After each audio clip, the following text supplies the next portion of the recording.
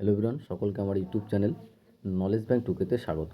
আজকে আমি তোমাদের এই ভিডিওর মাধ্যমে ক্লাস সেভেনের রায় মার্টিন অর্থাৎ প্রশ্ন বিচিত্রার পরিবেশ ও বিজ্ঞান থেকে দ্বিতীয় পর্যায়ক্রমিক মূল্যায়ন থেকে পরিবেশ ও বিজ্ঞানের ফার্স্ট যে স্কুল, সেই স্কুলের যতগুলো কোশ্চিন আছে সমস্ত কোশ্চিনের অ্যান্সার নিয়ে আমি আজকের ভিডিও আলোচনা করব। তার আগে বলবো যে আমাদের চ্যানেল নতুন থাকলে চ্যানেলটিকে সাবস্ক্রাইব করে নিও এবং তার সাথে সাথে পাশে থাকা বেল আইকনটি ক্লিক করে নিও, যেন পরের ভিডিও দিলে তোমরা সেই ভিডিওটার নোটিফিকেশন সঙ্গে সঙ্গে পেয়ে যাও। ভালো লাগলে অবশ্যই বন্ধুর সঙ্গে শেয়ার করবে এবং কমেন্ট করে জানাবে। ওকে, তার সঙ্গে সঙ্গে তোমাদের বলবো,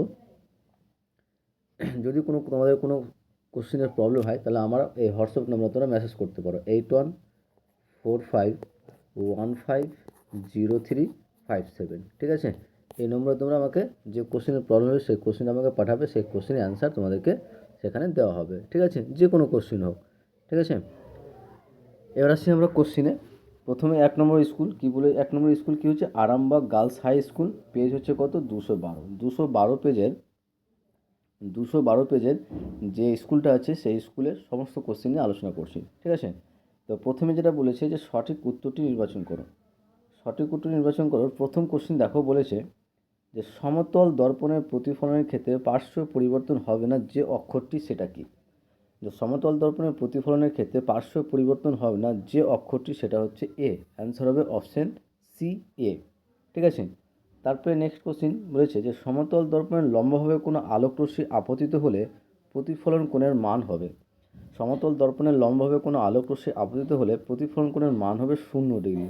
অ্যান্সার হবে অপশন বি, 0 ডিগ্রি। ওকে, তারপরে 3 নম্বর, চম্বক পদার্থটি হলো কী হলো, তো কোবাল্ট। অ্যান্সার হবে অপশন ডি, কোবাল্ট। চম্বক পদার্থ হচ্ছে কোবাল্ট। তারপরে নেক্সট 4 নম্বর, যে চুম্বকত্বের নিশ্চিত প্রমাণ হলো অ্যান্সার হবে শুধুমাত্র বিকর্ষণ ধর্ম। অপশন এ, চুম্বকত্বের নিশ্চিত প্রমাণ হলো সেটা হচ্ছে অপশন এ, শুধুমাত্র বিকর্ষণ ধর্ম। তারপরে নেক্সট, যে ইলেকট্রিক ইস্ত্রি গরম হতে সাহায্য করে যে তার, সেটা কি? অ্যান্সার হবে অপশন বি, নাইক্রোম তার। ইলেকট্রিক ইস্ত্রি গরম হতে সাহায্য করে যেটা তার, সেটা হচ্ছে নাইক্রোম তার। তারপরে নেক্সট কোশ্চিন দেখো, বলছে যে কোনটি তড়িৎ কোষের চিহ্ন হবে এটা, প্রথমেরটা। ঠিক আছে, এটা পজিটিভ থাকবে, এটা নেগেটিভ থাকবে। অ্যান্সার হবে অপশান এ। তারপর বলছে যে পশ্চিমবঙ্গের বায়ুকল দেখা যায় কোথায়? অ্যান্সার হবে সাগরদ্বীপে। সঠিক অ্যান্সার হচ্ছে অপশান সি, সাগরদ্বীপে। তো পশ্চিমবঙ্গের বায়ুকল দেখা যায় সেটা হচ্ছে সাগরদ্বীপে। তারপরে বলেছে যে পরিবেশ দূষণ ঘটায়। অ্যান্সার হবে এ, জীবাশ্ম জ্বালানি থেকে প্রাপ্ত শক্তি। পরিবেশ দূষণ ঘটায় জীবাশ্ম জ্বালানি থেকে প্রাপ্ত শক্তি। তারপরে যে স্কুটেলাম দেখতে পাওয়া যায় কোথায়, কোন বীজে? অ্যান্সার হবে ভুট্টার বীজে। অপশান সি, অ্যান্সার হবে অপশান সি, ভুট্টার বীজে। যে স্কুটেলাম দেখতে পাওয়া যায় ভুট্টার বীজে। তারপরে বলছে যে প্রক্রিয়ায় পরিবেশে ফুলের গন্ধ ছড়িয়ে পড়ে, যে প্রক্রিয়ায় পরিবেশে ফুলের গন্ধ ছড়িয়ে পড়ে তা কি? যে প্রক্রিয়ায় পরিবেশে ফুলের গন্ধ ছড়িয়ে পড়ে সেটা হচ্ছে ব্যাপন। অ্যান্সার হবে অপশন সি, ব্যাপন প্রক্রিয়ায়। তো যে প্রক্রিয়ায় পরিবেশে ফুলের গন্ধ ছড়িয়ে পড়ে সেটা হচ্ছে ব্যাপন প্রক্রিয়া। ওকে, আশা করছি বুঝতে পেরেছো। নেক্সট এবার আসছি আমরা শূন্যস্থান পূরণ করো। প্রথম কোশ্চেন দেখো, বলেছে যে 6 ফুট লম্বা একজন মানুষ আয়নার সামনে দাঁড়ালে তার প্রতিবিম্বের দৈর্ঘ্য কত হবে? অ্যান্সার হবে 6 ফুট। ঠিক আছে, 6 ফুট লম্বা কোনো একজন মানুষ আয়নার সামনে দাঁড়ালে তার প্রতিবিম্বের দৈর্ঘ্য 6 ফুট হবে। কারণ যে সমতল দর্পণে কোনো বস্তুর দৈর্ঘ্য এবং প্রতিবিম্বের দৈর্ঘ্য কী হয়, সমান হয়। সমতল দর্পণে কোনো বস্তুর দৈর্ঘ্য এবং প্রতিবিম্বের দৈর্ঘ্য সবসময় কী হয়, সমান হয়। ঠিক আছে, তারপরে নেক্সট, যে চুম্বকের চম্বক ধর্ম ইজিক্যাল টু ড্যাশ গুণিত চুম্বকের জ্যামিতিক দৈর্ঘ্য। সঠিক অ্যান্সার হবে 0.86। চুম্বকের চম্বক ধর্ম ইজিক্যাল টু 0.86 গুণিত চুম্বকের জ্যামিতিক দৈর্ঘ্য। তারপরে বলেছে যে বৈদ্যুতিক সার্কিটের নিরাপত্তার জন্য ড্যাশ ব্যবহার করা হয়। বৈদ্যুতিক সার্কিটের নিরাপত্তার জন্য ফিউজ তার ব্যবহার করা হয়। কোন তার ব্যবহার করা হয়? ফিউজ তার ব্যবহার করা হয়। তারপরে যে একটি তরল জীবাশ্ম জ্বালানি হলো ড্যাশ। একটি তরল জীবাশ্ম জ্বালানি হলো পেট্রোলিয়াম বা ডিজেলও বলতে পারো। ঠিক আছে, যে একটি তরল জীবাশ্ম জ্বালানি হচ্ছে পেট্রোলিয়াম। নেক্সট 5 নম্বর, যে একটি গুচ্ছিত ফলের উদাহরণ দাও। একটি গুচ্ছিত ফলের উদাহরণ আতা। গুচ্ছিত ফল মানে এক গুচ্ছিতভাবে থাকে, ঠিক আছে। আতা হচ্ছে একটা গুচ্ছিত ফলের উদাহরণ। তারপরে নেক্সট 3 নম্বর, 3 এবং 4 দাগের কোশ্চেন অ্যান্সার নিচে পিডিএফ আকারে আছে, সেখান থেকে বলছি। তার আগে বলবো তোমাদের চ্যানেল নতুন থাকলে চ্যানেলটিকে সাবস্ক্রাইব করে নিও এবং তার সাথে সাথে পাশে থাকা বেল আইকনটা ক্লিক করে নিও, যেন পরের ভিডিও দিলে তোমরা সেই ভিডিওটার নোটিফিকেশন সঙ্গে সঙ্গে পেয়ে যাও। ভালো লাগলে অবশ্যই বন্ধুর সঙ্গে শেয়ার করবে এবং কমেন্ট করে জানাবে, ঠিক আছে। এবং কোনো কোশ্চেনে যদি তোমার প্রবলেম হয় তাহলে সেই কোশ্চেনটা আমার হোয়াটসঅ্যাপ নম্বরে পাঠালে আমি তোমাকে সেই কোশ্চেন অ্যান্সারটা দেওয়ার চেষ্টা করব। আমার হোয়াটসঅ্যাপ নম্বর হচ্ছে 8145150357। ওকে। তো ফার্স্ট 3-এর 1 নম্বর কোশ্চেন বলেছে, দেখো ভেরি ভেরি ইম্পর্টেন্ট কোশ্চেন, যে আলোর বিচ্ছুরণের প্রাকৃতিক উদাহরণ দাও। আলোর বিচ্ছুরণ হচ্ছে এমন একটা প্রাকৃতিক উদাহরণ দেওয়া যেটা আলোর বিচ্ছুরণের মাধ্যমে ঘটে। যেমন হচ্ছে অ্যান্সার উদাহরণ হবে রামধনু। কী বলো তো? রামধনু। আলোর বিচ্ছুরণের একটি প্রাকৃতিক উদাহরণ হচ্ছে রামধনু। এটা question very very important question, ঠিক আছে, ভালো করে মুখস্থ করে নিও। তারপরে নেক্সট কোশ্চেন 2 নম্বর বলছে যে চুম্বকের কোন অংশে আকর্ষণ ক্ষমতা সবথেকে কম। চুম্বকের কোন অংশটা আকর্ষণ ক্ষমতা সবথেকে কম থাকে? অ্যান্সার হবে চুম্বকের মধ্যস্থলে বা উদাসীন অঞ্চলে চুম্বকের আকর্ষণ ক্ষমতা সবথেকে কম। চুম্বকের মধ্যস্থলে অর্থাৎ মাঝখানে বা উদাসীন অঞ্চলে চুম্বকের আকর্ষণ ক্ষমতা কী বলতো সবথেকে কম। নেক্সট বলছে এলইডির পুরো নাম লেখো। Very very important question. এটা কোশ্চেনটা ভালো ইম্পর্টেন্ট কোশ্চেন, ভালো করে মুখস্থ করে নেবে। যে এলইডির পুরো নাম কি? এলইডির পুরো নাম হচ্ছে লাইট এমিটিং ডায়োড। বাংলা লেখা আছে দেখো, লাইট এমিটিং ডায়োড। তাহলে এলইডির পুরো নাম হচ্ছে লাইট এমিটিং ডায়োড। ওকে। তারপরে নেক্সট 4 নম্বর কোশ্চেন বলেছে যে একটি অপ্রচলিত পরিবেশ বান্ধব শক্তির উদাহরণ দাও। একটি অপরিচালিত পরিবেশ বান্ধব শক্তির উদাহরণ দাও। অ্যান্সার হবে সৌরশক্তি বা বায়ুশক্তি। সৌরশক্তি বা বায়ুশক্তি হলো অপরিচালিত একটি পরিবেশ বান্ধব শক্তির উদাহরণ। তারপরে নেক্সট 5 নম্বর কোশ্চেন দেখো। 5 নম্বর কোশ্চেন বলেছে যে পরাগযোগের পরে ফুলের কোন অংশটি ফলে ও কোন অংশটি বীজে পরিণত হয়। পরাগযোগের ফলে ফুলের কোন অংশটা ফলে পরিণত হয় এবং কোন অংশটা বীজে পরিণত হয়? তো ফুলের ডিম্বাশয় ফলে পরিণত হয়। পরাগযোগের ফলে ফুলের ডিম্বাশয়টা ফলে পরিণত হয় এবং ডিম্বকটা বীজে পরিণত হয়, ঠিক আছে। তার সঙ্গে অথবা দিয়ে ওখানে একটা কোশ্চেন আছে যেটা হচ্ছে ভেরি ভেরি ইম্পর্টেন্ট কোশ্চেন, ঠিক আছে। এটা একদম স্টার চিহ্ন দিয়ে দাও, ঠিক আছে। যে ORS পুরো কথাটি কি? ORS এর পুরো কথা হচ্ছে ওরাল রিহাইড্রেশন সলিউশন। যদি বাংলা লিখতে চাও তাহলে ওরাল রিহাইড্রেশন সলিউশন। এটা হচ্ছে ORS এর পুরো কথা বা ফুল ফর্ম, ঠিক আছে। এগুলো 3 দাগের কোশ্চেনের অ্যান্সার।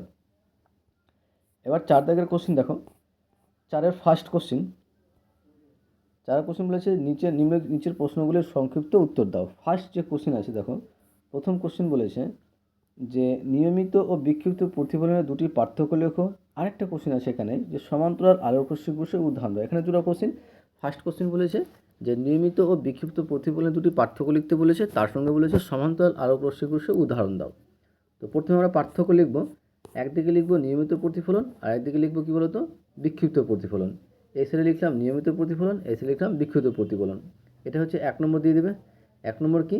যে মসৃণ ও চকচকে তলে ঘটে। নিয়মিত প্রতিফলন মসৃণ ও চকচকে তলে ঘটে, আর তোমার বিক্ষিপ্ত প্রতিফলন অমসৃণ বা খসখসে তলে ঘটে, ঠিক আছে। যে মসৃণ ও চকচকে তলে ঘটে আর অমসৃণ বা খসখসে তলে তোমার বিক্ষিপ্ত প্রতিফলন ঘটে। এটা 2 নম্বর দেবে। 2 নম্বর কি? যে আপতিত রশ্মির সমান্তরাল হলে প্রতিফলিত রশ্মিও সমান্তরাল থাকে। নিয়মিত প্রতিফলনে আপতিত রশ্মি যদি সমান্তরাল হয় তাহলে প্রতিফলিত রশ্মিগুলো কী থাকবে? সমান্তরাল থাকবে। আর বিক্ষিপ্ত প্রতিফলনে আপতিত রশ্মির সমান্তরাল হলেও প্রতিফলিত রশ্মির চারদিকে ছড়িয়ে পড়ে। বিক্ষিপ্ত প্রতিফলনে আপতিত রশ্মির সমান্তরাল হলেও প্রতিফলিত রশ্মি কিন্তু চারদিকে ছড়িয়ে পড়ে, ঠিক আছে, সমান্তরাল থাকে না। এই গেল পার্থক্য। তার সঙ্গে আরেকটা কোশ্চেন কী ছিল? যে সমান্তরাল আলোক রশ্মির উদাহরণ। তো সমান্তরাল আলোক রশ্মির উদাহরণ হচ্ছে যে সূর্য থেকে আসা আলোক রশ্মি বা সার্চ লাইটের আলোক রশ্মিকে সমান্তরাল রশ্মিগুচ্ছ হিসেবে ধরা হয়।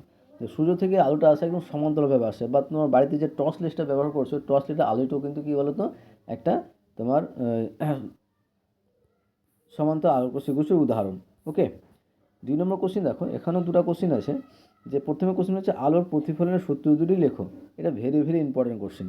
1 নম্বর কোশ্চেন কী বলেছে 2-1 যে আলোর প্রতিফলনের সূত্র লেখো। তারপর কোশ্চেন বলেছে যে একটি কাচের গ্লাসের জলের মধ্যে একটি পেনকে অর্ধ নিমজ্জিতভাবে রাখলে পেনটি বাঁকা লাগে কেন? বলছে একটা কাচের গ্লাসের জলের মধ্যে তুমি যখন একটা পেনকে অর্ধেক ডোবাবে তো দেখবে যে পেনটিকে বাঁকা লাগে, জলের মধ্যে দেখবে যে পেনটিকে বাঁকা লাগে, তার কারণটা কিন্তু দুটো কোশ্চেন আছে। প্রথম যে কোশ্চেনটা হচ্ছে ভেরি ভেরি ইম্পর্টেন্ট কোশ্চেন, যে প্রতিফলনের সূত্র দুটো লেখো। ফার্স্ট যে সূত্রটা হচ্ছে প্রথমটা কি? প্রথম 1 নম্বর যে আপতিত রশ্মি, প্রতিফলিত রশ্মি এবং আপতন বিন্দুতে প্রতিফলকের ওপর অঙ্কিত অবিলম্ব একই সমতলে থাকে, এটা হচ্ছে প্রতিফলনের ফার্স্ট সূত্র। সেকেন্ড সূত্র কি? যে আপতন কোণ এবং প্রতিফলন কোণ সর্বদা কী হয়? সমান হয়। আপতন কোণ এবং প্রতিফলন কোণ সর্বদা আপতন কোণ ও প্রতিফলন কোণ সর্বদা কী হয়? সমান হয়। ঠিক আছে, I=R। তারপরে পেন বাঁকা দেখার কারণ, যে আমরা যখন একটা কাচের গ্লাসের জলে অর্ধেক যখন পেনটা আমরা ডোবাই সেক্ষেত্রে পেনটা কিন্তু বাঁকা দেখায় কেন? তার কারণ হচ্ছে যে এটি আলোর প্রতিসরণের জন্য ঘটে। বাঁকা দেখার কারণ হচ্ছে ফার্স্ট যে কারণ হচ্ছে, মেন কারণ সেটা হচ্ছে আলোর প্রতিসরণের জন্য ঘটে। আলো যখন ঘন মাধ্যম থেকে লঘু মাধ্যমে প্রবেশ করে তখন আলোর গতির অভিমুখ পরিবর্তিত হয়, যার ফলে জলের ভেতরে থাকা পেনের অংশটি কিছুটা উপরে ওঠে এবং বাঁকা দেখায়। ঠিক আছে, তাহলে পেন বাঁকা দেখার কারণ হচ্ছে যে একটি আলোর প্রতিসরণের জন্য ঘটে। আলো যখন ঘন মাধ্যম থেকে লঘু মাধ্যমে প্রবেশ করে তখন আলোর গতির অভিমুখ পরিবর্তন হয়, যার ফলে জলের ভেতরে থাকা পেনের অংশটি কিছুটা উপরে বা বাঁকা দেখায়। ঠিক আছে, তারপরে নেক্সট অথবা কোশ্চিন দেখো, এখানে কটা কোশ্চিন আছে। প্রথম কোশ্চিন বলেছে যে অতিবেগুনি আলোর একটি ক্ষতিকারক প্রভাব লেখো। অতিবেগুনি আলোর একটি ক্ষতিকারক প্রভাব। 2 নম্বর কোশ্চেন রয়েছে সূচিছিদ্র ক্যামেরার সম্মুখে একটি মোমবাতি রাখা আছে। সূচিছিদ্র ক্যামেরার সম্মুখে একটা মোমবাতি রাখা আছে, তো ক্যামেরার গঠিত প্রতিকৃতির কি পরিবর্তন হবে যদি 1 নম্বর বলছে ছিদ্র থেকে পর্দা দ্রুত বাড়ানো হয়, 2 নম্বর হচ্ছে মোমবাতির শিখাকে ছিদ্রের কাছে আনা হয়, তাহলে কি পরিবর্তন হবে? তো প্রথমে যে কোশ্চেন বলেছে অতিবেগুনি আলোর একটি ক্ষতিকারক প্রভাব, সেটা আমরা বলছি যে অতিবেগুনি আলোর একটি ক্ষতিকারক প্রভাব হচ্ছে যে অতিবেগুনি রশ্মি মানুষের ত্বকে ক্যান্সার সৃষ্টি করতে পারে এবং চোখে কর্নিয়ার ক্ষতি করে। এটা হচ্ছে অতিবেগুনি রশ্মির একটা ক্ষতিকারক প্রভাব বা দিক বলতে পারো। ঠিক আছে, যে অতিবেগুনি রশ্মি মানুষের ত্বকে ক্যান্সার সৃষ্টি করতে পারে এবং চোখের কর্নিয়ার ক্ষতি করে। এবার তার সঙ্গে 2 নম্বর দুটো প্রশ্ন ছিল যে মোমবাতিকে রাখলে কি হবে। তো এর প্রথম যে বলেছিল যে ছিদ্র থেকে পর্দা দ্রুত বাড়লে প্রতিকৃতির আকার বড় হবে এবং প্রতিকৃতি কিছুটা অস্পষ্ট হতে পারে। 2 নম্বর যে মোমবাতির শিখাকে ছিদ্রের কাছে আনলে প্রতিকৃতির আকারটা কী হবে? বড় হবে। মোমবাতির শিখাকে যদি আমরা ছিদ্রের কাছে আনা হয় তাহলে প্রতিকৃতির যে আকারটা সেটা কী হবে? বড় হবে। ওকে, আশা করছি বুঝতে পেরেছো। তারপরে নেক্সট 4 নম্বর কোশ্চেন দেখো, আর 4 নম্বর কোশ্চেন আনসারটা বলার আগে তোমাদের বলবো চ্যানেল নতুন থাকলে চ্যানেলটিকে সাবস্ক্রাইব করে নিও এবং তার সাথে সাথে পাশে থাকা বেল আইকনটা ক্লিক করে নিও, পরের ভিডিও দিলে তোমরা সেই ভিডিওটার নোটিফিকেশন সঙ্গে সঙ্গে পেয়ে যাও। এবং ভালো লাগলে অবশ্যই বন্ধুদের সঙ্গে শেয়ার করবে এবং কমেন্ট করে জানাবে। ঠিক আছে, 4 নম্বর কোশ্চেনটা কিন্তু ভেরি ভেরি ইম্পর্টেন্ট কোশ্চেন, যে চুম্বকের 3টি ধর্ম লেখো অথবা চুম্বকত্ব নষ্ট হওয়ার 3টি কারণ। এখানে দুটো কোশ্চেন। ফার্স্ট কোশ্চেন বলেছে যে চুম্বকের 3টি ধর্ম লেখো অথবা চুম্বকত্ব নষ্ট হওয়ার 3টি কারণ লেখো। ফার্স্ট, চুম্বকের 3টি ধর্ম। ফার্স্ট ধর্ম, 1 নম্বর ধর্ম কী বলতো? যে চুম্বক লোহা, নিকেল, কোবাল্ট প্রভৃতি চৌম্বক পদার্থকে আকর্ষণ করে। চুম্বক লোহা, নিকেল, কোবাল্ট প্রভৃতি চৌম্বক পদার্থকে আকর্ষণ করে। 2 নম্বর কি? যে একটি চুম্বককে মুক্তভাবে ঝুলিয়ে দিলে তার সর্বদা উত্তর দক্ষিণ মুখ করে থাকে। একটি চুম্বককে মুক্তভাবে ঝুলিয়ে দিই তাহলে তার সর্বদা উত্তর দক্ষিণ মুখ করে থাকে।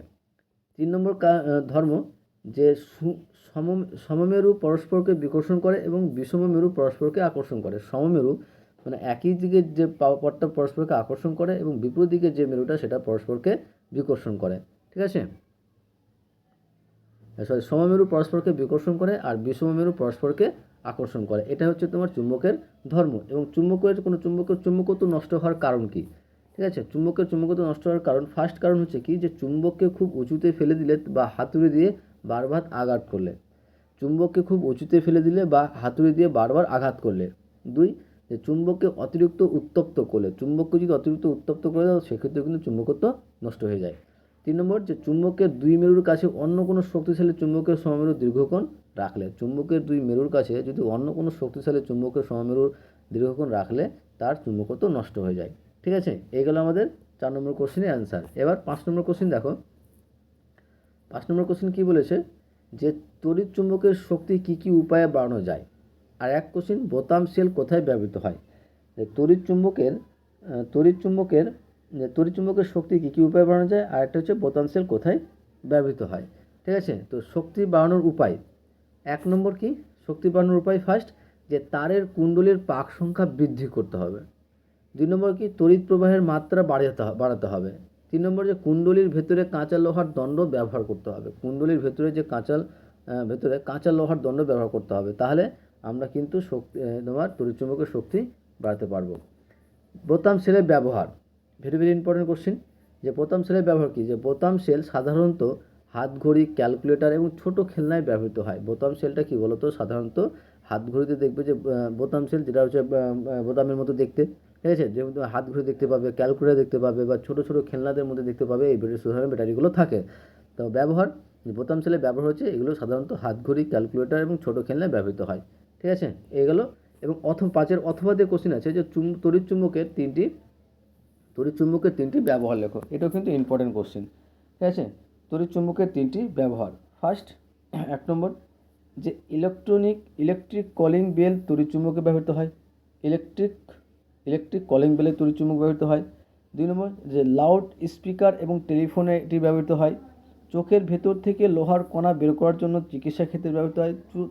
তড়িৎ চুম্বকের বিভিন্ন কারণ আছে, অনেক কারণ আছে, তার মধ্যে এখানে তিনটা বলা হয়েছে। কি, যে ইলেকট্রিক কলিং বেল বলতে যে বাড়িতে যেটা তোমার কলিং বেল লাগায় সেটার কথা বলছে।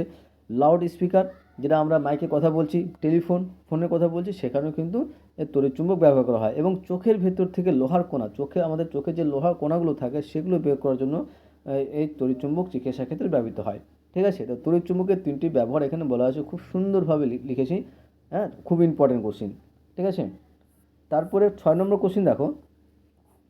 6 নম্বর কোশ্চিন বলেছে যে ইলেকট্রিক সরঞ্জাম চিনেমাটি বা প্লাস্টিক ব্যবহার করা হয়। Very very important question. ঠিক আছে, যে ইলেকট্রিক সরঞ্জামে তোমরা দেখবে যে চিনেমাটি বা প্লাস্টিক ব্যবহার করা হয়। তোমার যে কোনো তোমরা গ্রামের যে রাস্তায় তারের দিয়ে গেছে, খাম্বা যেগুলো বলি আমরা গ্রাম্য ভাষায়, যে খাম্বাগুলোতে দেখবে যে সেটাতে কিন্তু তোমার মিটারগুলোতে দেখবে যে তোমার চিনেমাটি ব্যবহার করা হয়। ঠিক আছে, তার কারণটা কি, তার কারণটা আমরা জানবো। যে চিনেমাটি বা প্লাস্টিক হচ্ছে তড়িতের কুপরিবাহী পদার্থ, অর্থাৎ যে সমস্ত পদার্থের মধ্য দিয়ে তড়িৎ প্রবাহিত হতে পারে না সেগুলোকে আমরা কি বলি, কুপরিবাহী পদার্থ বলি। তাই চিনেমাটি বা প্লাস্টিক হচ্ছে কী বলতো, একটা কুপরিবাহী পদার্থ। এগুলি ব্যবহার করলে তড়িৎ লিক করে কোনো দুর্ঘটনা বা শক লাগার ভয় থাকে না। যদি আমরা চিনেমাটি এবং প্লাস্টিক ব্যবহার করি তাহলে এক্ষেত্রে আমরা কোনো শক লাগার বা লিক করার কোনো ভয় থাকে না, তাই নিরাপত্তার জন্য এগুলি ব্যবহৃত হয়। ঠিক আছে, আশা করছি বুঝতে পেরেছো। নেক্সট 7 নম্বর কোশ্চিন দেখো। 7 নম্বর কোশ্চিন বলেছে যে পরিবেশ বান্ধব শক্তির ব্যবহার বাড়ানো উচিত কেন। পরিবেশ বান্ধব শক্তির ব্যবহার বাড়ানো উচিত কেন। ঠিক আছে, কারণ এক নম্বর কি, এটি পরিবেশ দূষণ ঘটায় না। 2, এই শক্তির উৎস অফুরন্ত, যা কোনোদিন শেষ হবে না। 3, এটি গ্লোবাল ওয়ার্মিং কমাতে সাহায্য করে। তারপরে নেক্সট 8 নম্বর কোশ্চিন, যে সৌরশক্তি ব্যবহারের সুবিধা ও অসুবিধাগুলি লেখো। আর সৌরকোষের দুটি ব্যবহার লেখো। এখানে দুটো কোশ্চিন, যে সৌরশক্তি ব্যবহারের সুবিধা আর অসুবিধা এবং সৌরকোষ দুটি ব্যবহার লিখতে বলেছে। ইম্পর্টেন্ট কোশ্চিন, বেশ ভালো কোশ্চিন। তো প্রথমে আমরা সৌরশক্তি ব্যবহারের সুবিধাটা পড়ব। সুবিধা কি, সুবিধা হচ্ছে যে এটি বিনামূল্যে পাওয়া যায় এবং পরিবেশে দূষণ করে না। এটি বিনামূল্যে পাওয়া যায় এবং এটি পরিবেশে দূষণ করে না। 2, অসুবিধা, যে মেঘলা দিনে বা রাতে সৌরশক্তি উৎপাদন সম্ভব না এবং এর সেটআপ খরচ বেশি। অসুবিধা হচ্ছে মেঘলা দিনে বা রাতে সৌরশক্তি উৎপাদন সম্ভব নয়। তোমরা যেগুলো তোমাদের গ্রামের যেগুলো তোমার সোলার যে লাইটগুলো আছে রোডে যেগুলো বিনা ইলেকট্রিকের সাহায্যে কিন্তু জ্বলে, দেখবে যে সে তাপ হলে কিন্তু সেগুলো রাত্রে কিন্তু আলো দিতে পারবে। যদি তাপ না হয় তাহলে সে বা ঠান্ডাকালে দেখবে সেখানে কিন্তু আলো সেরকম পাবে না। তাই কি অসুবিধা কী হবে এইসব সোলার লাইটে, যে মেঘলা দিনে বা রাতে সৌরশক্তি উৎপাদন করতে সম্ভব নয় এবং এর সেটআপও কী বলতো খরচ বেশি হয়। ব্যবহার, সৌরকোষের ব্যবহার 1, যে কৃত্রিম উপগ্রহে বিদ্যুৎ শক্তি যোগান দিতে। রাস্তার সোলার লাইট বা সোলার ক্যালকুলেটর ব্যবহৃত হয়। তারপরে নেক্সট কোশ্চিন, অথবা দিয়ে কোশ্চিন আছে, ওই কোশ্চিনেরই 8 কোশ্চিন। অথবা কি বলেছে প্রথমে, যে জৈব গ্যাস কী উপায়ে তৈরি করা হয় এবং জৈব গ্যাসের প্রধান উপাদান কোনটি। তো জৈব গ্যাস কী উপায়ে তৈরি করা হয় দেখো, যে বদ্ধ জায়গায় পশু পাখির মলমূত্র এবং পচনশীল উদ্ভিদজাত বর্জ্য পদার্থকে ব্যাকটেরিয়ার সাহায্যে পচিয়ে বায়োগ্যাস বা জৈব গ্যাস তৈরি করা হয়। যে বদ্ধ জায়গায়, একটা বদ্ধ জায়গায় তোমার বিভিন্ন পশু পাখির মলমূত্র এবং পচনশীল উদ্ভিদজাত বর্জ্য পদার্থ সেগুলো এক জায়গায় রেখে সেটা ব্যাকটেরিয়ার সাহায্যে পচিয়ে বায়োগ্যাস বা জৈব গ্যাস তৈরি করা হয়। Are very very important question, যে জৈব গ্যাসের প্রধান উপাদান কোনটি? জৈব গ্যাসের প্রধান উপাদান হচ্ছে কি বলতো? মিথেন। ঠিক আছে, এটা very very important question, short কোশ্চেনের জন্য ইম্পর্টেন্ট, এমসিকিউর জন্য ইম্পর্টেন্ট, শূন্যস্থানের জন্য ইম্পর্টেন্ট, সত্য মিথ্যার জন্য ইম্পর্টেন্ট। ঠিক আছে, কোনো রকমভাবে এটা আসতে পারে, যে কোনো রকমভাবে আসতে পারে। তো প্রধান উপাদান হচ্ছে কি বলতো? মিথেন। তারপরে নেক্সট 10 নম্বর। এখানে 9 নম্বর কোশ্চেনটা করিনি, কারণ 9 নম্বর কোশ্চেনে তোমাদের চিত্র আঁকতে বলেছে, যেটা তোমার চিত্র কিন্তু বইয়ে তোমরা পেয়ে যাবে। বইয়ে চিত্রটা দেখে যেসব জিনিসগুলো লিখতে বলে সেগুলো লিখবে। তো 10 নম্বর কোশ্চেন, আর 10 নম্বর কোশ্চেনের অ্যান্সারটা হচ্ছে তোমার এই ভিডিওর অর্থাৎ এই স্কুলের লাস্ট কোশ্চেন। আর লাস্ট কোশ্চেনটা বলার আগে তোমাদের বলবো, চ্যানেল নতুন থাকলে চ্যানেলটিকে সাবস্ক্রাইব করে নিও এবং তার সাথে সাথে পাশে থাকা বেল আইকনটি ক্লিক করে নিও, যেন পরের ভিডিও দিলে তোমরা সেই ভিডিওটার নোটিফিকেশন সঙ্গে সঙ্গে পেয়ে যাও। ভালো লাগলে অবশ্যই বন্ধুর সঙ্গে শেয়ার করবে এবং কমেন্ট করে জানাবে। তো 10 নম্বর কোশ্চেন কী বলেছে, যে স্বপরাগযোগ ও ইতর পরাগযোগের দুটি পার্থক্য লেখো। আর এটা হচ্ছে কুমড়োর আকর্ষণ কোন অঙ্গের রূপান্তর।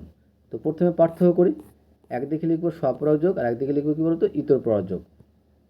স্বপরাগযোগ, একটা হচ্ছে ইতর পরাগযোগ। স্বপরাগযোগ 1 নম্বর, যে সাধারণত কোনো বাহকের প্রয়োজন হয় না। স্বপরাগযোগে সাধারণত কোনো বাহকের প্রয়োজন হয় না, কিন্তু ইতর পরাগযোগে বায়ু, জল বা পতঙ্গের মতো বাহকের প্রয়োজন হয়। 2 নম্বর কী বলতো? যে নতুন বৈশিষ্ট্য উদ্ভব হওয়ার সম্ভাবনা খুব কম। স্বপরাগযোগে নতুন বৈশিষ্ট্যের উদ্ভব হওয়ার সম্ভাবনা খুবই কম, কিন্তু ইতর পরাগযোগে নতুন এবং উন্নত বৈশিষ্ট্যের উদ্ভব ঘটে। এটা হচ্ছে পার্থক্য। তারপর কোশ্চেন রূপান্তর, যে কুমড়োর আকর্ষণ হলো রূপান্তরিত শাখা বা বিটপ। এইগুলো আমাদের সপ্তম শ্রেণীর পরিবেশ ও বিজ্ঞান থেকে, রায় মার্টিন প্রশ্নবিচিত্রার পরিবেশ ও বিজ্ঞান থেকে সপ্তম শ্রেণীর দ্বিতীয় পর্যায়ক্রমিক মূল্যায়নের ফার্স্ট যে question, Arambagh girls high school HS, এই স্কুলের সমস্ত কোশ্চেনের অ্যান্সার কিন্তু আমি তোমাদের বলে দিলাম। ঠিক আছে, এবং শেষে বলবো অবশ্যই চ্যানেল নতুন থাকলে চ্যানেলটিকে সাবস্ক্রাইব করে নিও এবং তার সাথে সাথে পাশে থাকা বেল আইকনটি ক্লিক করে নিও, যেন পরের ভিডিও দিলে তোমরা সেই ভিডিওটা নোটিফিকেশন সঙ্গে সঙ্গে পেয়ে যাও। ভালো লাগলে অবশ্যই বন্ধুর সঙ্গে শেয়ার করবে, কমেন্ট করে জানাবে। আশা করছি তোমাদের ভিডিওটা ভালো লেগেছে। ওকে, থ্যাংক ইউ ভিডিওটা দেখার জন্য।